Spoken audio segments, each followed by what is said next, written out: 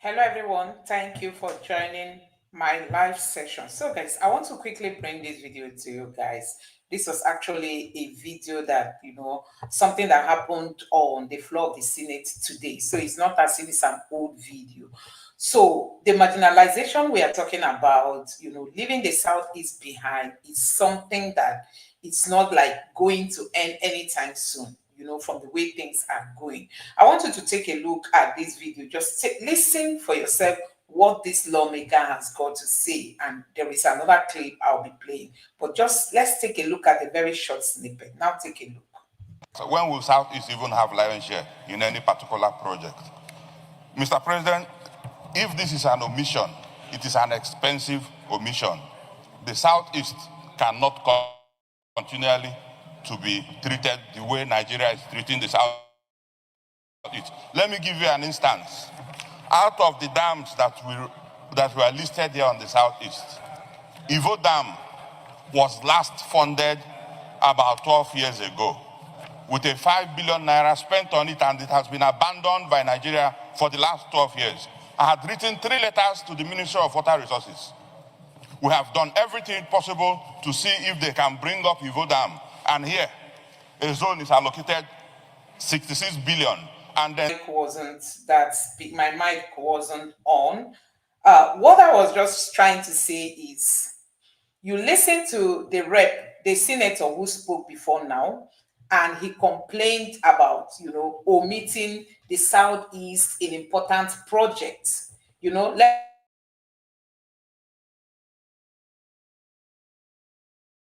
The senator was talking about how the Southeast is always omitted. Each time there is a critical project that is being allocated to different zones and different regions, the Southeast is always omitted. And he said, if this omission is real, then it's an expensive one.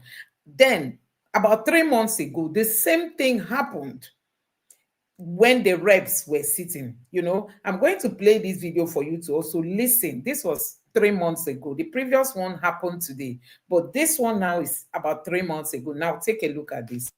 Mr. Speaker, I'm from a zone, and none of the Southeast and other zones are captured in this particular place. And this is a national budget. We have to look at it critically. Mr. Speaker, I want to bring the attention of the House in this item 281, Light Rail, Kanu, Ogun, Lagos. Mr. Speaker, I'm from a zone, and none of the Southeast and other zones are captured in this particular place. And this is a national budget. We have to look at it critically. It's not for a particular state, Mr. Speaker. A Southeast need to be included.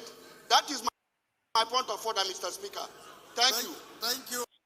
So this is not the first time we had this kind of omission happening in the House of Assembly. That's why when people are saying, I went live in the morning, and some people were saying my news was coming from one direction, meaning I was one-sided, because it had to do with Nnamdi Kanu and the trial he's going through. And I was like, the marginalization in the Southeast is what even the blind can see. The deaf can hear it. I mean, it is now very obvious. And that is why we are raising this alarm. You heard the first lawmaker. I'm still going to play that video. This man said, this omission is an expensive one. Because, see, this government borrows money. They go to IMF, they go to World Bank, they go to China, they go to all kinds of places to get loans, anywhere they can get loan. They also borrow inside of Nigeria, internally and externally. And guess what? Nigerians are to pay these loans. Nigerians are to pay these loans. And the people who get even the fattest share of, paying these loans are those who have companies, who have businesses, who are really being industrious. They are the ones to really pay these loans. And when you take your time to calculate that, a higher percentage of it is going to come from the Southeast. But you see, when they begin to share projects, national projects, they omit the Southeast. They omit the Southeast. These are people who own businesses across Nigeria, paying taxes. You know, they go to places, remote places, they buy land, they build, they develop, they make sure that Nigeria is developing. In businesses, you've seen them all over the places, paying taxes, paying all kinds of dues. If you are in Lagos, you know how different people will come and say you have to pay this due, you have to pay this due, you have to pay. If you are buying a portion of land, you know how much you'll be spending on you have not settled this one, so you have not settled this one, you've not paid for. These are the commitments of people from the Southeast. But look at what is happening. Each time there is a national project, the Southeast will be marginalized. Didn't you see during the time of Buhari when, they were talking of building railways, even they had to link some to Niger. They link one of the tracks to Niger, that Nigeria and Niger has good relationship. They link, but the Southeast, where the business owners are, they don't have any. They don't have any. And you begin to question what is happening in Nigeria. When people begin to agitate now, they see them as enemy of Nigeria. They want to divide Nigeria. They want Nigeria to divide. These things, are they not so easy to like look at things critically and do them properly? That you borrow all this money in the name of building infrastructure. Then when you come to the country, you are sharing it. You now exclude a particular section of the country. And tomorrow, if there are dues to pay, they will be the ones to pay the most. We've been told that 70% of the containers that land in Lagos are headed towards the Southeast. But they cannot give them seaports. Why would they give them seaports? They cannot give them seaports. Look at the roads. If you are coming from Lagos, you are going down to the Southeast. You know how terrible the roads are. These are roads that containers are plowing, and then at the end of the day, some of them will fall, goods will get damaged, people's money will sink, they will start again from scratch. Anyway, I'm just going to allow you to take a look at this video in full, and then we'll get back to talk on that. Take a look at this first video. Lion share in any particular project. Mr. President, when will Southeast even have lion share in any particular project? Mr. President, if this is an omission, it is an expensive omission. The Southeast cannot continually to be treated the way Nigeria is treating the Southeast. Let me give you an instance. Out of the dams that were listed here on the Southeast, Ivo Dam was last funded about 12 years ago with a 5 billion naira spent on it, and it has been abandoned by Nigeria for the last 12 years. I had written 3 letters to the Ministry of Water Resources. We have done everything possible to see if they can bring up Ivo Dam. And here, a zone is allocated 66 billion, and the entire South is at 0. What kind of omission is that? You heard it. Another zone is getting that amount of money, and the Southeast is left with 0. That is what we are seeing in Nigeria. And when people begin to agitate, recently somebody tweeted a tweet. Let me see if I can pull up that tweet. Somebody tweeted a tweet, and she was saying that the Southeast, student loan not for the Southeast, JAMB failed the Southeast, Inland Revenue Service, Custom, and the NNPC. You cannot see anybody from the Southeast. Then she now mentioned something else. She said, but if it comes to police checkpoints everywhere in the Southeast, railway, none in the Southeast, seaport, none in the Southeast, international airport, none in the Southeast. And then she said, military checkpoints everywhere in the Southeast. And when they cry, you call them IPOB. That's what somebody tweeted on Twitter. When they lament, you now call them IPOB members, and then you say they are terrorists. You see the narrative. And this is what is causing problem in this country. The money that is being used to fund these projects are all borrowed funds. Nigeria doesn't have money because we use majority of our revenue to service debt. The monies being used to, fund these projects are borrowed funds. And then when you bring this money to the country, you now segregate. there are sections of the country that are qualified. There are people who are not qualified.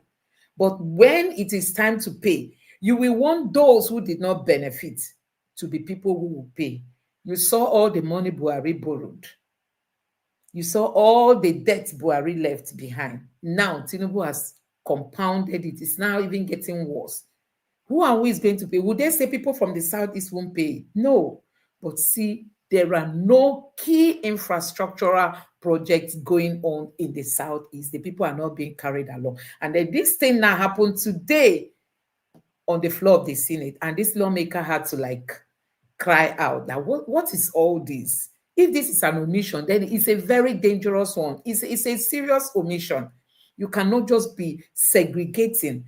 When it comes to benefits, you push a region by the side. And then when it comes to paying or making sacrifices, you want them. Like they went to the Southeast asking people to come and join the military because you need that sacrifice from them.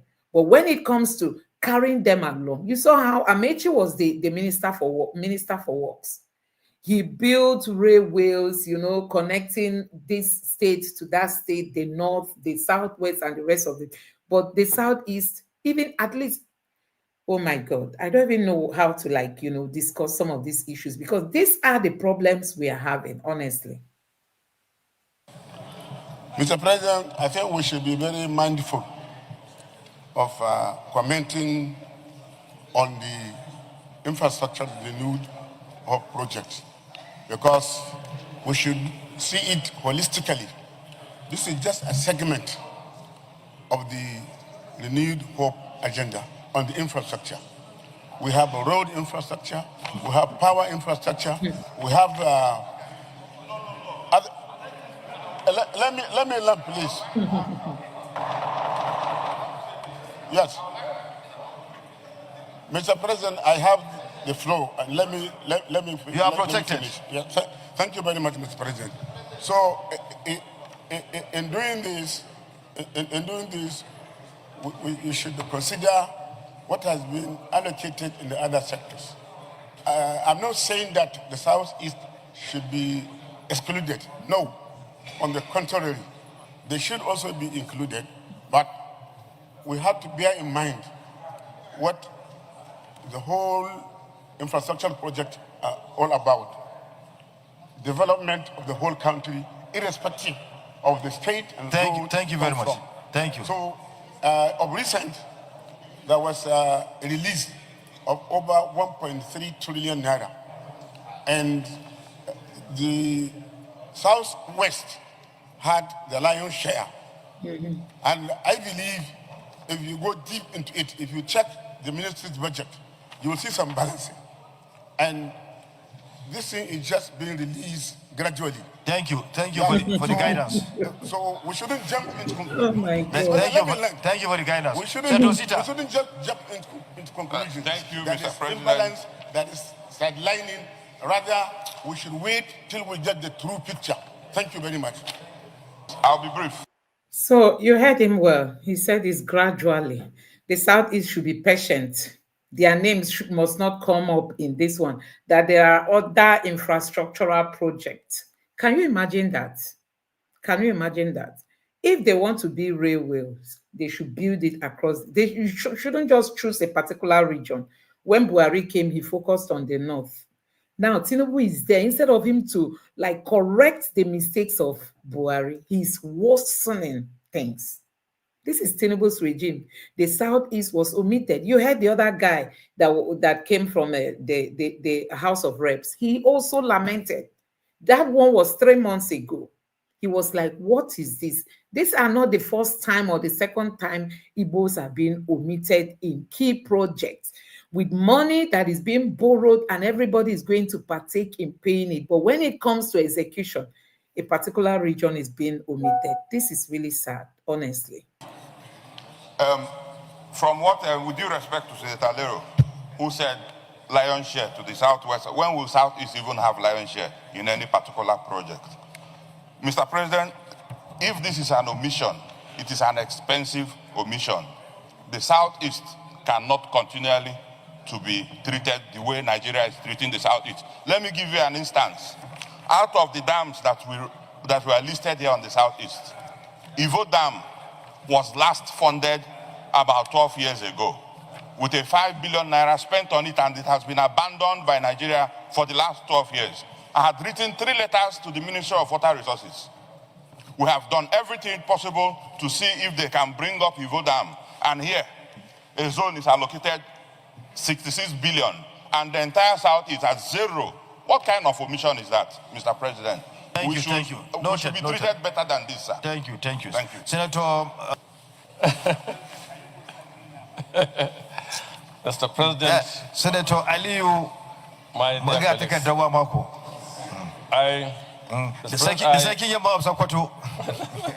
Mr. President, I'm very ordinary person. Mr. President, in support of what Aliyu has just observed, I want to also point out that look at the prayer of the move of this motion, asking for 380 billion, which is bigger put together than all other applications and all sorts. Doesn't make a lot of sense. Let's be guided by common sense and reasoning. Thank you. I do also. Senator... Mr. President, I just want to talk generally. You see, this is a very good issue. That's pointing out something that's going on. Many of us have been crying of marginalization. Many of us have cried on several issues where North is completely was neglected. And I'm sure this may not be the end. Mr. President, no, I want you to hear this story. You are the policy makers.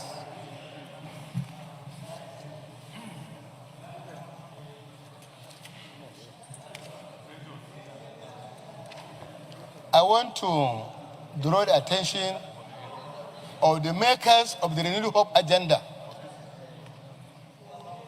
I want them to bear in mind that every part of this country is part of Nigeria, and every part of this country deserves infrastructural development.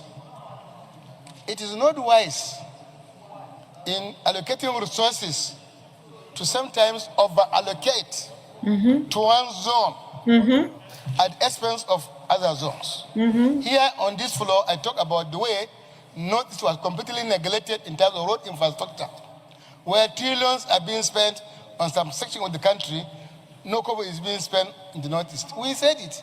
We also raised the issue of agriculture, where money was being allocated to some zones, and our zone was not there. So, Mr. President, is for Nigeria, and it's for other Nigerians. The makers of this Renewed Hope agenda should be advised to bear in mind the diversity and the necessity to cover every section of this country in allocated resources. It's not only this one. There are so many areas, and that if we want to go through one by one, we will continue to debate. So I think there's general need for them to review their position and ensure that every part of this country, whether southeast, southwest, south, northeast, we all need development, and we need to be allocated adequately and fairly and equitably in whatever they do. That's my comment. Thank you. Thank you. I have just issue is something that can be dealt with administratively.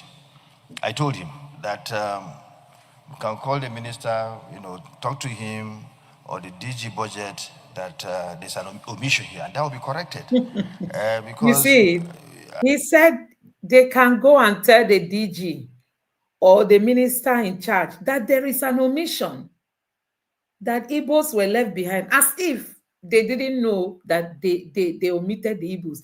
He's now trying to tell them, go and tell them that there is an omission here. Can you imagine that? Nigerians, let's be fair. Personally, I don't even like coming here to sing Igbo, Igbo, Igbo. No. But sometimes when you see these things, you'll be shocked that we live in a country that a particular set of people are being suppressed to this extent. And when they cry out, you say, why are they crying? That's exactly what is happening. You have seen it for yourself. That a budget, a national budget, infrastructural budget, they call it Renew Hope agenda. They sat down, they discussed, they concluded, they apportioned money, they omitted the Igbos. This is wrong. Let's call a spade a spade. This is totally wrong. As human being means we cannot be perfect all the time. It could Now you be know. a genuine omission, right? So, and it is on that premise that the leader just approached me now. We've taken upon ourselves, the leadership will interface with the relevant, office of the executive arm of the government so that we can resolve this issue. It's not something, it's our government. And we have a president that listens to, the plight of his people. We have never gone to him to ask for anything of this kind of thing. I mean, this kind of thing without, getting resolved immediately. Somebody who listens. And even the ministers, they always listen. Whatever we bring to them that are in the interest of the nation, they listen and get that done. So let us not over debate this matter. We have just consulted. We'll, go ahead and meet the relevant office to sort out this matter. What we need is result, to see that there's equity in the distribution of the wealth of this country. And we know the government is doing very much in respect to that. So please, let's not overflow this issue.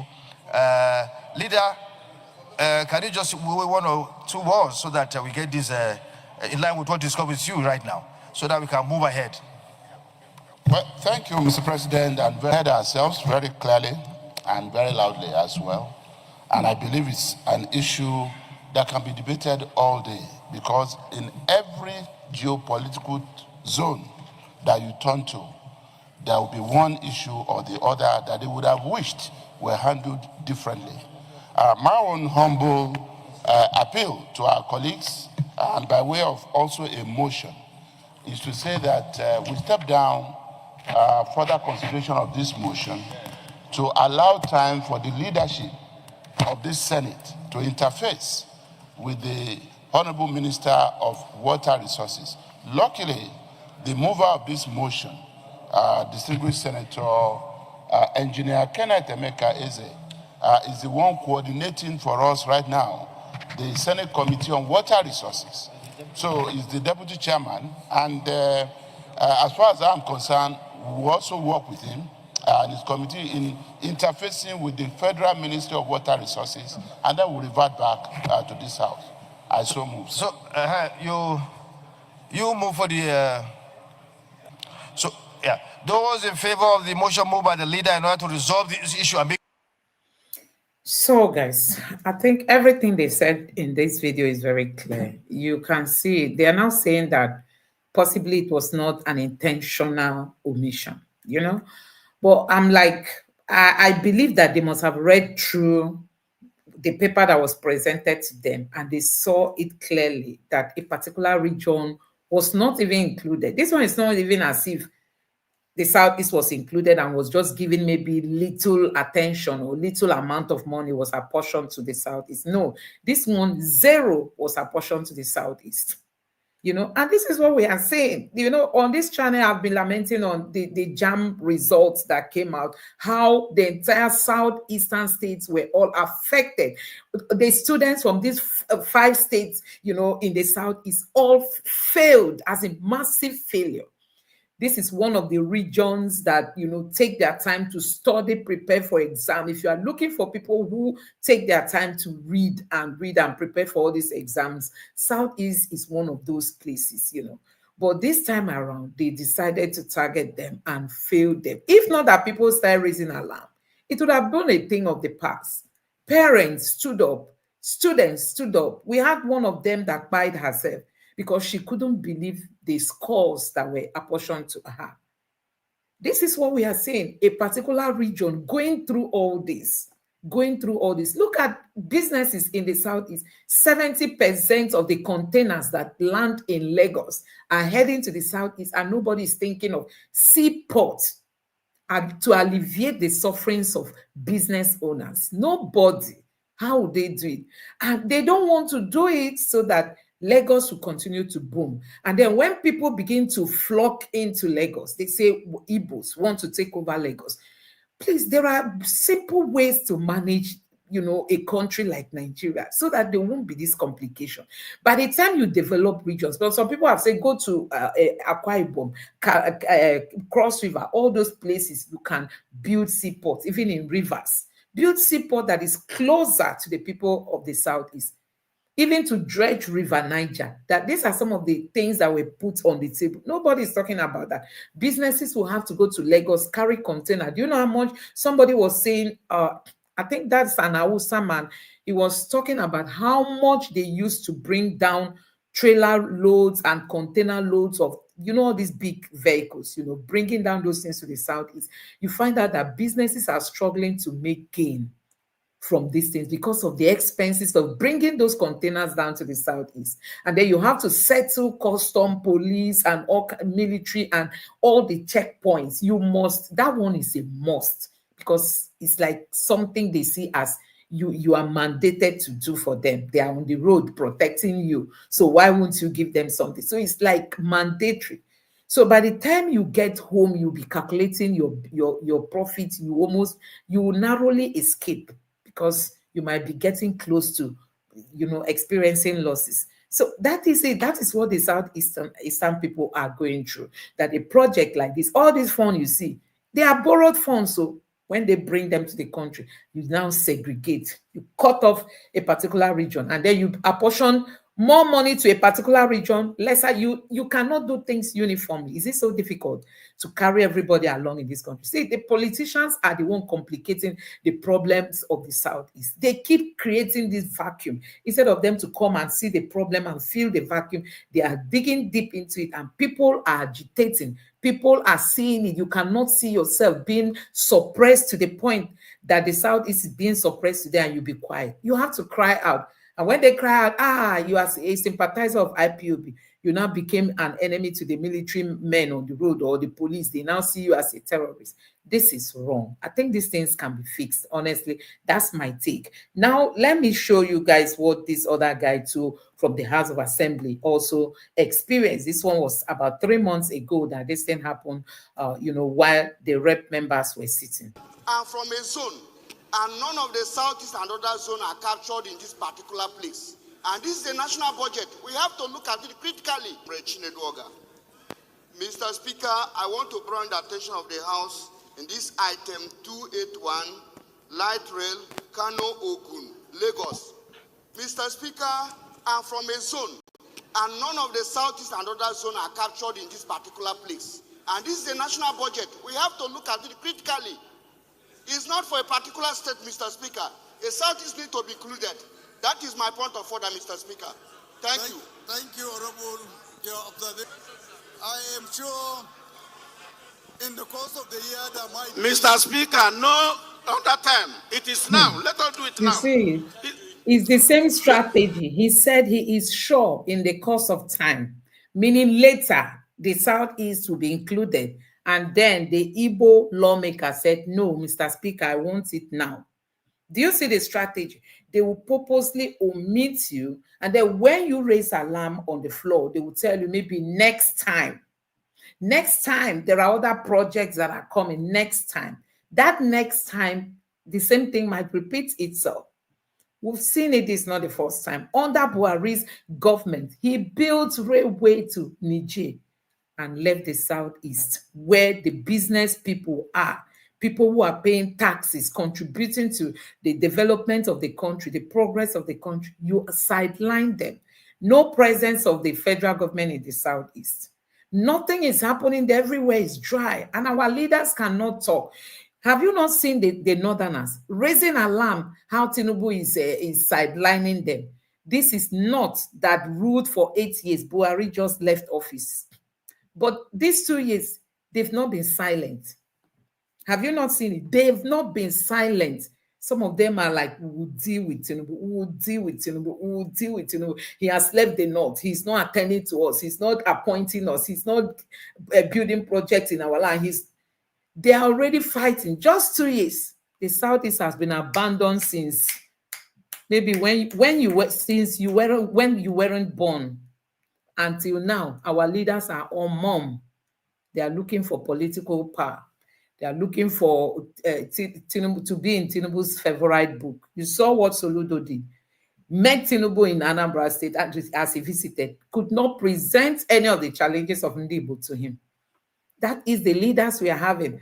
And Omaye is now saying that all the leaders in the Southeast are supporting Tinubu for 2027. It's only Peter Obi that is not supporting Tinubu, painting Peter Obi black so that Peter Obi will be in the bad book of Nigerian politicians. They will now start seeing him as their hindrance. Anyway, that's their political strategy. But I must tell you that our Southeast leaders, they need to play their game very well. They are not doing anything. I must be sincere. They are not doing anything. Mr. Speaker, observation. They are already ongoing now. Yours is noted, Honorable, and will bring it to the attention of Mr. President. You see, Nigerians, please pay attention very well. He said he will bring it to the attention of the Mr. President. He will go and tell Tinubu that the Southeast is not in the list there as this man raised alarm. He said this, he will go and tell Tinubu that there was an omission. Can you see the strategy? This is intentional. It's intentional. Future will ensure that that balancing is done. Okay? Please let's make progress. Order, please. Order, please. Border communities infrastructure carried. You see. Military barracks accommodation carried. Military. So that was how that lawmaker was shut up, you know. Once they hit that their stick down, that is like that case is concluded. He said they have to move on. But I'm happy he raised that alarm, even though they did not allow him to stress or, you know, stress his points properly. And the deputy, okay, this is even the speaker. The speaker said he's going to notify the president. Till today, we didn't get any updates on this. This is the lawmakers sitting. These are them. We didn't get any update on whether they met Tinubu and then the Southeast was included or not. But why this thing is very painful is that the money they go out to borrow, they borrow it in the name of the entire country is going to pay. Now, I heard that the highest deposit of gas is in Imo State, which I'm not a geologist. I'm not good in all those things. You can make your finding. I watched it in a video where somebody was saying that Abia State is among oil producing states. Anambra State has joined. Imo State is part of it. But guess what? When it comes to benefits, Enugu State has been known as, you know, the city of coal for long. These are strategic income yielding states for the country. But when it comes to sharing, they are thrown away. You have seen what, when they tell you Nigerians are outside doing great things, you think of the Igbos, you think of the Yorubas. You think of the Igbos, you think of the Yorubas. You think, I will not say only the Igbos, but I'm trying to tell you that the Igbos are one of the group of persons that give Nigeria a better image. If you go to America, research has it that the highest number of people that came into the US, you know, that's foreigners, especially like from us here, the Black, that are well educated are Nigerians. And when you are thinking of Nigerians, what comes to your mind? You think of the Igbos and the Yorubas. And then when you come to sharing that national cake, you now side like these are people that are even trying to fix your image out there. You know the kind of image Nigeria has outside there. But at least when you see a Nigerian who is doing well outside the country, that gives people hope that at least there are some good people in Nigeria. You can imagine that perception we used to have personally in those days. When I hear Pakistan or I hear Afghanistan, for me, it's like everybody there is a terror person. You know, that's the notion. Until I now start, you know, watching news, listening to international platforms and seeing that, oh, there are even normal people in this country. That is how it is. When you mention Nigeria, people think everybody in Nigeria is a Boko Haram member. But we have Nigerians doing amazing things out there that are giving this country better image. And then when you come to the country, the leaders cannot even manage this country properly. You will just come and sideline a particular region. This is wrong, and we must call a spade a spade. For people who think, oh, because I'm making one-sided news as because I'm talking about Igbo land, why won't I talk about Igbo land? Is it not my region? If something is paining me, this is my platform. I just have to air my mind, you know. I have to come and speak up and say, no, this is wrong. All I know is I want this country to work. And when things are going wrong, we have to say it is going wrong. And let people not see it as if you are saying it because you are from this region. We have to speak up because our leaders are not doing anything. And if we keep keeping mum, it's going to continue. It's not even going to get better anytime soon. That is it. So I'm just going to take you to Twitter and let's take a look at some of the headlines there. You know, so many things happening in Nigeria. Every day is a news story, you know. So you must have heard that Shore. Anyway, I don't even want to go to this news because I know that Peter Obi has outgrown this level of, you know, having boost with Shore. Shore has always been calling out Peter Obi, and people have always been saying, why always target Peter Obi? You are an opposition. Peter Obi is an opposition. Instead of you to channel your energy on the ruling party that has led Nigerians into poverty, just useless this country, instead of you to, as an opposition, you are the one to be pointing out their weaknesses. You are attacking Peter Obi. Now, this time around, you can say I heard he even called Peter Obi. I don't know. He's the one that posted this, like you can see, no going back revolution now. And when you look at some of the things written here, they are not even good to be read out, you know. I will just bypass this news because for me, I think Peter Obi has outgrown this. If you know Peter Obi is somebody who is very transparent. For those who are calling him out, Peter Obi, you know, when they had this panda, whatever paper, you know, where people go offshore to go and save money. Peter Obi's name was there. But Peter Obi has come out to clear the air that before he even invested in that project, he has never entered politics in Nigeria. Peter Obi is somebody who has touched money, you know.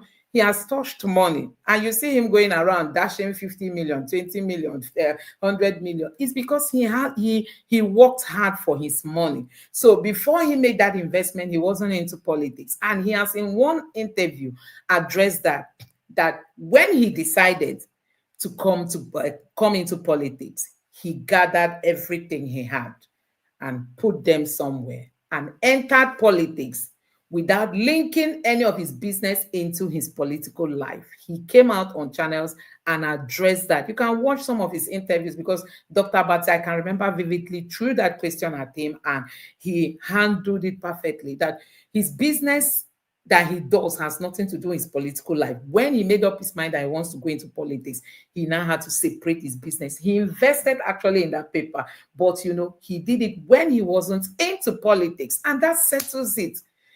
Somebody who left the state and left money in dollars, left money in naira, people are now calling him out when other governors are living with hip hop. Look at what OT is passing through. OT has been busy spending all his money in paying debts that accumulated from previous governors. You know, they left it there, couldn't pay pensioners, couldn't pay government workers. They've been protesting, and every time they are threatening OT, they will go on strike. Not because OT is owing them. No, previous administrations piled up debt. If not that OT is an economist and has sense, he will not be achieving all the things you see him achieving. Maybe all the money he has, he will be channeling it to, you know, servicing debt. But this time around, he knows how to balance it. He's paying the debt. Gradually, the thing is reducing.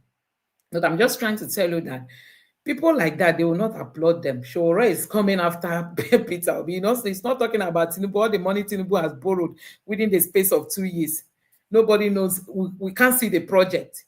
These are the people Shore should go and be attacking, not Peter Obi, people who make their money. Peter Obi will tell you, even while in university, he was already living big. He has built houses, he has his car, he was living big. And he just keeps channeling his energy on Peter Obi, which is wrong for me, you know. It's wrong. I think Shore should grow up. He should really grow up. Now, these are them. Look at them, the APC people. They are trying to gather what they are going to tell Nigerians. And somebody says, see what APC has turned Nigerian National Assembly into. See how Godswill Akpabio is misbehaving. This is shameful. Anyway, I'm going to show you, like, let me try to make the video short. National Assembly. Okay. He was Deputy Senate President. Okay, listen, just listen. He was calling his colleagues, like the Speaker of the House, their deputy, the Deputy Senate President, to come on stage, that they are the owners of Nigeria, that Tinubu is coming 2027. Nobody can. In short, he has declared him.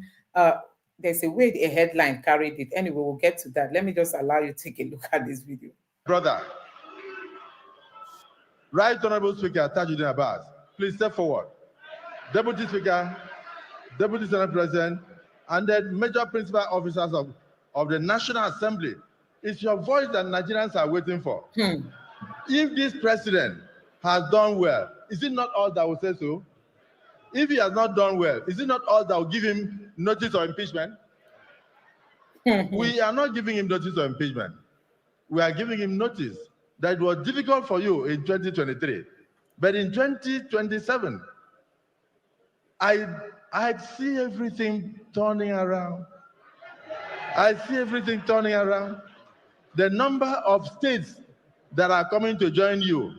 As I was leaving, one senator was dragging my dress today. He said, please take me there. I said, you can't come now. And he is a Labour senator. I don't want to mention his name, but just imagine. He's a Labour senator. He said, please, I told you since now I would have joined you. What do I do? I said, wait outside. Is it my car outside there? So, in view of the political sagacity of President Bola Ahmed Tinubu, in view of the fact that despite very difficult times, he has been able to set Nigeria on a path of growth, confirmed by the International Monetary Fund. In view of the fact that Nigerians are grassroots people, are very excited. In view of the fact that even the members of the National Assembly and senators said they have never had it this good. The leadership of the House of Reps should join me. I want all the members of the National Assembly of the APC extraction to stand up wherever they are. I want the civil senators to stand up where they are. And you will echo what I'm going to say. Those who love you will also join. I want to move, and let it be moved, that not only will President Bola Ahmed Tinubu be a sole candidate for the presidency in 2027, but he will also be a sole candidate for the whole Nigerian population, because all other political parties have been torn into shreds. I went to my state and I saw the umbrella of the PDP. It has over 100 holes. And very soon you will hear. I'm not the one to break the news, but I know the national chairman has already broken the news that everything in the South has collapsed for you. And that is the same thing that is happening in the nation. Nigerians are saying that because you have done a difficult job well, that it is time for us to reward you by sending you back to the presidency for a second term in office. I move, therefore, as the Senate President of the Federal Republic of Nigeria, that Mr. President return, one, as a candidate of the APC unopposed, and secondly, as the next president for a second term. So Akpabio has spoken. He said they are the ones to tell Tinubu if he has done well or not, because they are the ones to serve him impeachment letter. So guys, you can see what they've reduced politics in Nigeria to. You can see we don't have any democracy again. We are now practicing a one-party system like China. But they will not execute corrupt politicians. They want to emulate China in one-party system, but they will not emulate China in executing corrupt politicians. Corrupt politicians. You must have heard that MFLS for Future has been put on sale. That's his houses, you know, the estate he built, according to them.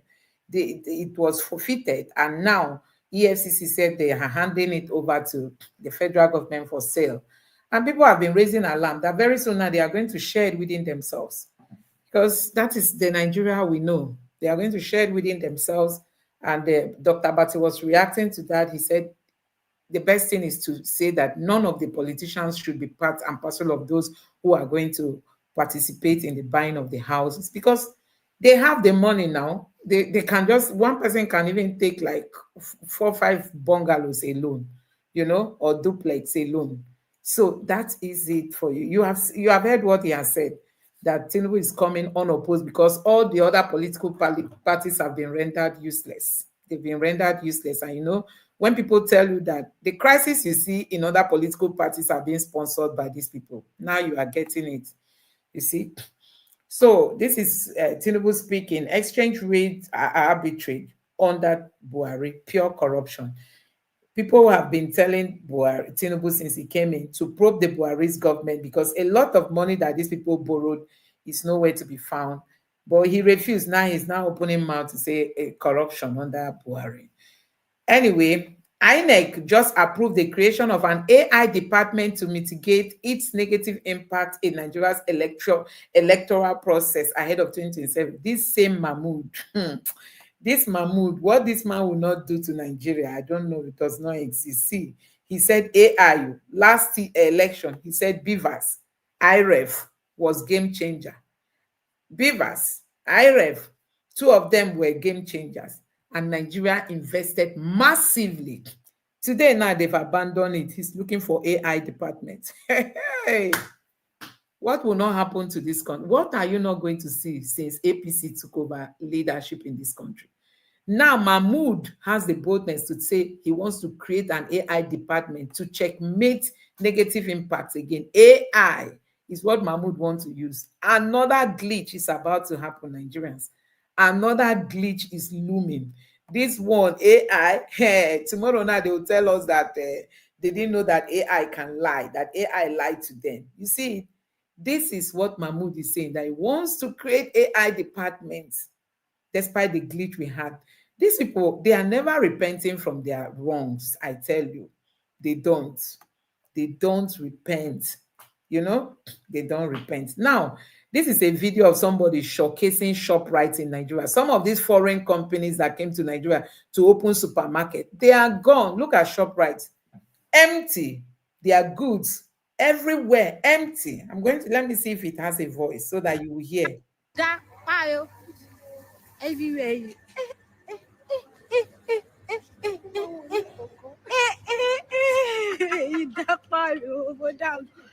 This is a shop. This person say Nigeria under Tinubu's economy. Lady shows what ShopRite in a lorry looks like. So that is the Renew Hope agenda. They want Nigerians to follow. That is it. So this was actually what I was talking about, the Pandora Papers inside Peter Obi's secret businesses and how he broke the law. This is what they are saying. These were some of the informations that were published before now. But when Peter Obi started running for 2027, he addressed all this. And that is why the EFCC cannot. You can imagine if Tinubu has a way to arrest Peter Obi like they did to Okowa and they did to the former governor of Akpabio. They would have done it during elections. The EFCC would have gone hunting Peter Obi so that they would cripple him and cripple his support base. But they don't have any dents. If Sowore thinks he has anything to criticize Peter Obi on, he should invite the EFCC. It is not in his hand to start talking about Peter Obi. So you must have also heard that a boy who was going to write WAEC yesterday was shot dead by the Nigerian police. They were pursuing, some people said they were pursuing Yahoo boys, some people said they were pursuing traffic offender. All these bus drivers or whatever. They were pursuing one of them, and the Nigerian police released fire, and a stray bullet hit a child who was going to WAEC to go write WAEC that yesterday, and the boy died. Unfortunately, the boy was being accompanied by his dad and his other siblings to the exam center. It appears they were trying to drop him there, and in their presence, this stray bullet hit this boy. And that was how he died. They quickly took him to the hospital. On getting there, he was, it was said that he has passed on. So that's the Nigeria for you. And this person tweeted and said, Yaya Bello is accused of stealing 110 billion naira Kogi state money. He's walking free. A Nigerian man broke traffic rules. A Nigerian police officer shot his child dead. Okay, possibly the father of the child, I don't know. The brutal double standard in Nigerian justice system. So you see, that is the Nigeria that Tinubu is building, and they are hailing him. They are hailing him for the wrong thing. Honestly, this Nigeria that we are living in is something else. It's really something else. And that is why we all must stand up to do the needful. Akpabio proposes Tinubu as sole candidate for 2027 presidential election across all parties. They know what they are doing, but do you know what? Nigerians are going to shock them. Nigerians will shock them because I've seen a video of Okowa, the governor of ex-governor of Delta State, speaking to Deltans, the women in Delta. Guess what? They wanted to eat him raw because he decamped to the APC. So it means that Tinubu has ended up getting the politicians but didn't get the people. Tinubu does not have the support of the people, but he has the support of the politicians. So that is it. So going to Nnamdi Kanu's case, you must have heard that the DSS came out to say they don't even have hands in, they adopting Nnamdi Kanu from Kenya and bringing him to Nigeria. That headline was everywhere yesterday and people were reacting to it. Who knows? They've now realized that it was, unconstitutional for them to have bundled him that way and bring him to Nigeria. And now they are distancing themselves. And then this person wrote and said, if the Nigerian Department of State Services claim they were not involved in the kidnapping of Nnamdi Kanu from Kenya to Nigeria, they should immediately bring Malami and Buchi to justice or accept responsibility for Kanu's kidnapping. So if they are distancing themselves because they were the ones that spearheaded Nnamdi Kanu being brought to Nigeria, and now they are saying that they don't know anything about it, then I think that raises more question on Nigeria as a country. So it's the same thing here. The Department of State Services have distanced itself from the controversial arrest of the leader of the indigenous people of Biafra, IPOB, Nnamdi Kanu in Kenya, insisting its operations are limited strictly to Nigeria's territorial border. So now they are realizing that if they actually had a hand in going out, it's also against the law. The DSS does not have the right to go out to go arrest people. You have to involve bodies like the Interpol and others, but not the DSS. So now they are understanding that it was wrong for them to. They wanted to get Nnamdi at all costs. Now they've gotten him, but now they are scared the law might catch up on him because all might catch up on them. Now they are trying to distance themselves. Anyway, guys, I'm going to end this live session here. I would have loved to take more reactions, from this video. I saw this photo. I think this is very cool. This bright Chimezie and his beautiful, amazing family. I really love this photo. When I saw it, I had to save it, bookmarked it. I said, oh, this man has an amazing family of 5 children with his dear wife. This bright Chimezie, we all know him, that has been entertaining the entire world. Recently, Davido invited him to Lagos because Davido said he got inspiration from his song in releasing his new song. So he invited him, and I believe he, did some good. That was really commended by so many people that Davido did well. But some people have been bashing out that why would Davido invite a whole bright Chimezie? I know Davido is not a proud person. For me, the way I look at him, he's not a proud person. So I don't think it will even be much for him to go to the Southeast. But going to the Southeast now, some people will be scared because of the state of things in Nigeria. Even if nothing is happening there, people are now scared. People are now scared of going there. And that is why we are saying that the federal government should bring Nnamdi Kanu on a round table and see how to resolve. All this going to court makes no sense. Now, DSS is saying we are not involved. We're not involved. Tomorrow now, other people will say we're not involved because they are now slagging behind. You heard that the judge reprimanded the lawyers of the federal government and also even the DSS because every time they have one excuse or the other to give about their witnesses, they don't know what to witness again. They don't know what to testify again. And the judge has given them, in the next 6 days, make sure you gather all your witnesses, even if they are 500, gather all of them. I'm not ready to tolerate any delay in this case. So I'm going to end this live stream here. Thank you guys for joining me. I don't know if you enjoyed this session. Please subscribe to the channel and also give this video a like so that you too can recommend it to others. And let's meet some other time. Let me quickly take a look at some of these comments here. Okay, this person said, yet the useless Ohanese just declared opposition parties dead and decided to support Tinubu's second term. See, for me, like I've always said, I don't even know if we have Ohanese and Ndigbo, because since Iwanyanwu passed on, this current Ohanese and Ndigbo, I don't understand them. I don't understand them.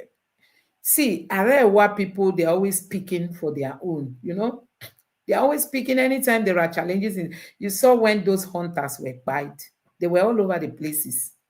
Abusing, even some of them came out abusing Tinubu. Nothing happened. I'm not in support of abusing elders, but they spoke up, even when those people were bite because of security concerns. But they will not keep quiet. You've seen them coming out to say, oh, Tinubu cannot come out, cannot contest again. They will not vote. Because of 2 years, they have been out of power. They cannot withstand it. They cannot endure it. They are already ringing bell. Atiku is warming up to enter politics again, to come and run. He wants Peter Obi to become his vice. The question remains, must Atiku run? Must Atiku run? That should be the question. Somebody at his level that has tried, and it didn't favor him. Can't he just stay back and say, okay, let me become an elder statesman and advise those that want to run and support them and help them and guide them and tell my supporters to vote for them? That's how to do things. But he wants it at all costs. Even after Buhari stayed 8 years, Atiku immediately came again that he wants to rule Nigeria. A Fulani man like Buhari, a northerner like Buhari. You immediately, Buhari left, you came to replace him. And now, let's see, sometimes let's just be fair to one another. It's going to make life easier. You know, people just keep stressing themselves for nothing. Common sense will tell you that this man is from my backyard. Me too, I want to come and take over. Immediately he leaves. It's wrong, as if power is meant only for the North. And now Tinubu is about to complete his 1 year. Atiku is still not satisfied. He still wants to come again to try. When we all know that this 8 years is meant for the Southerners, can't Atiku just stay off politics and say, okay, Peter Obi, you go, I'm going to give you my supporters.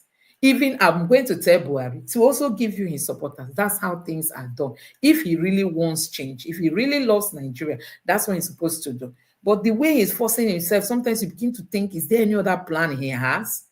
Is there any other plan Atiku has? Or it's just that he wants to enter Sorok and become president because he's so desperate? So I don't think that's the right way an elder statesman should behave. So Ohanese Ndigbo endorsing Tinubu does not even make sense, because we don't even know if we have leaders. Who is listening to them? That's why they are scared of Nnamdi Kanu being released, because they feel that Nnamdi Kanu has more influence over the people than them. So if he comes out, he will give, Nnamdi Kanu will give order, people will follow. They will give order, people will not follow. This is what will make them to start working so that people will love them. It's not difficult. These things are easy, you know. So another person here said, you can't beat is it Pekin and say he should not cry. Yes, that's the marginalization we talked about. That is it. That's why the Igbos are really lamenting about what they are going through. You see, in the Southeast, we were told that those military checkpoints, they make like 21 billion naira. Do you know how much that is? Being extorted from businesses. So within the space of 1-2 months, these checkpoints made 21 billion naira. You can Google it and see it for yourself. These are money being extorted from businesses. So you can imagine the whole year, how much they are making from those checkpoints. And then you calculate it 2 years, 3 years, 4 years, 10 years, how much is being taken away from businesses in the Southeast in the name of security. But look at what Boko Haram is doing in the North. Nobody is putting checkpoints, so. But in the Southeast, nah, this oppression is too much, I beg. Let's call a spade a spade. It's really too much now. We are humans. No child will even grow to see all these things and be comfortable. I'm telling you, the unborn children, without them being told about Biafran war and all, just You know, growing up to see this kind of things happen in the Southeast, you'll be wondering, why do we have this in the Southeast, but in other regions, I don't see it. So I think the federal government should know what to do. I don't know what to say, honestly, but I don't think it's good, honestly. If my God bless you. God bless you too. Thank you. So, guys, we don't have much comment. This person, please help me to tell those men that they will rule Nigeria forever. That they will rule Nigeria. They are human beings. Tomorrow they will pass on. Nobody is there to live forever. These people, they forget that power is transient. Power is transient. Look at people like Babangida, them tough men. Today they are on the wheelchair. They can't even walk. You know, he came recently to make confessions because he knows that he might not have longer days again. But these politicians, see what they are doing. Nigeria economy is crumbling. None of them is saying, let's reduce our allowances. Let's take some of our allowances to fix schools. Let's pay some people's school fees. No, they are busy. Do you know, one lawmaker came out to say that since Tinubu took over, they've been getting billions for community projects. Ask me, is there any community project in your village or in your senatorial zone? They are pocketing everything. They don't mind the people. Nigerians are hungry. They don't care. Anyway, guys, let's call it a day at this point. Thank you so much for joining me, and let's see some other time. God bless you. Please don't forget to subscribe, turn on the notification bell, and also give this video a like so that YouTube can recommend it for more people to see. Thank you so much for your time. God bless you and good night. Bye.